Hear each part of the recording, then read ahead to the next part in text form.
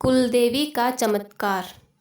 यह कहानी एक नास्तिक लड़के की है जिसका नाम राकेश था, लेकिन उसे अपना यह नाम पसंद नहीं था, इसलिए उसने अपना नाम रॉकी रख लिया था। वह अपने गांव से दूर एक शहर में डांसिंग क्लब में काम करता था और हमेशा रंग भरी जिंदगी जीने में मसरूफ रहता था। सुबह से शाम तक उसका जीवन नाच गाना और शराब में ही व्यतीत होता था। एक बार की बात है, वह अपने काम से कुछ दिनों के लिए दूर होना चाहता था। दरअसल वह शोर शराबे वाली ज़िंदगी से बोर होने लगा था और वह अपने जीवन में कुछ बदलाव ढूंढ रहा था, लेकिन उसके गांव के अलावा कोई और दूसरा स्थान नहीं था जहां वह जा सके। तभी रॉकी अपने दादाजी के बने गांव के घर में जाना तय करता है और कुछ दिन वहीं रहने का विचार बनाता है। दरअसल कुछ साल पहले रॉकी के माता पिता इस दुनिया से जा चुके थे और वह अनाथ हो चुका था। उसका आगे पीछे कोई भी नहीं था। गांव जाना भी उसे अच्छा नहीं लग रहा था, लेकिन मजबूरीवश वह गांव के सफ़र पर निकला।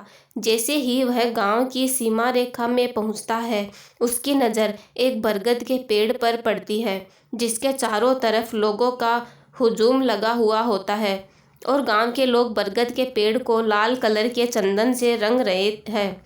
रॉकी को यह सब देखकर अजीब लगा। दरअसल वह इन सब मान्यताओं पर कोई यकीन नहीं करता था, उसे यह सब ढोंग लगता था। रॉकी गांव के अंदर अपने घर की ओर बढ़ जाता है और अपने घर पहुंचकर देखता है कि घर की हालत बहुत ही जर्जर हो चुकी थी, लेकिन फिर भी वह रहने लायक तो था ही, इसलिए वह अंदर प्रवेश कर गया और साफ सफाई करके रहने लायक व्यवस्था जुटाने में जुट गया। गांव के कुछ पड़ोसी इतने सालों के बाद इस घर को खुलते देखते हैं तो उस लड़के से पूछ बैठते हैं, बेटा तुम कौन हो?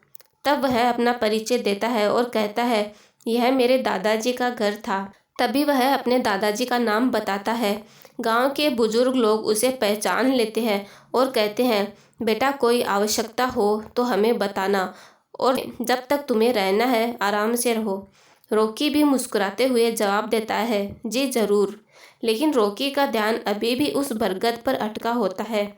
तभी रॉकी एक बुजुर्ग व्यक्ति के पास जाकर बरगद के पेड़ से जुड़ी हुई बातों को पूछता है। तो बुजुर्ग व्यक्ति बताते हैं कि वहाँ हमारी कुलदेवी है जिसकी पूजा हम हर महीने करते हैं और उन्हीं की वजह से इस गांव में खुशहाली बनी रहती है। बुजुर्ग व्यक्ति की बात सुनकर रॉकी ज़ोर ज़ोर से हंसने लगता है और कहता है, आज के ज़माने में भी आप लोग कितनी पिछड़ी हुई बातें कर रहे हो। आज कंप्यूटर का ज़माना आ चुका है, लेकिन आप लोगों को वह पुरानी रीति रिवाजों से फुर्सत नहीं है।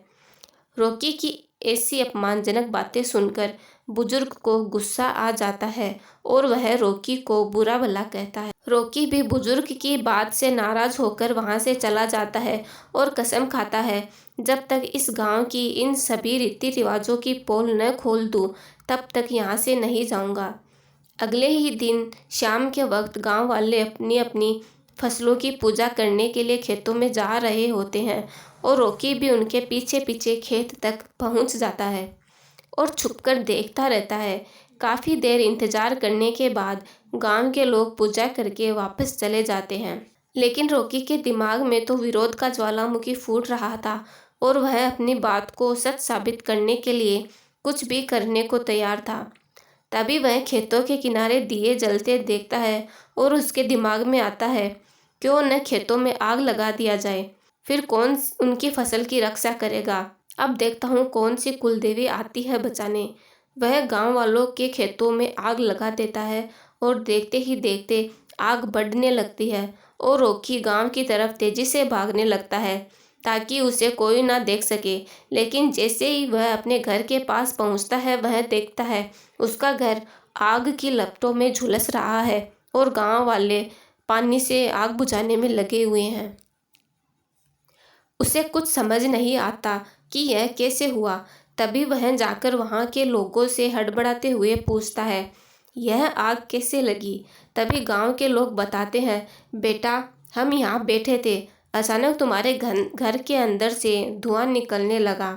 हमें लगा तुम अंदर खाना बना रहे हो, लेकिन कुछ देर में तुम्हारे पूरे घर में आग फैल चुकी थी और हम सभी लोग इसे बुझाने का प्रयास कर रहे हैं।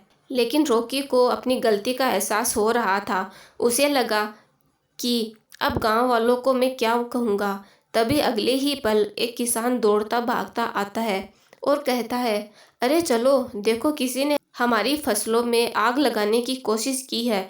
और गांव की भीड़ अपने खेतों की तरफ भागने लगती है और रॉकी भी पीछे पीछे जाता है ताकि किसी को इस पर शक न हो।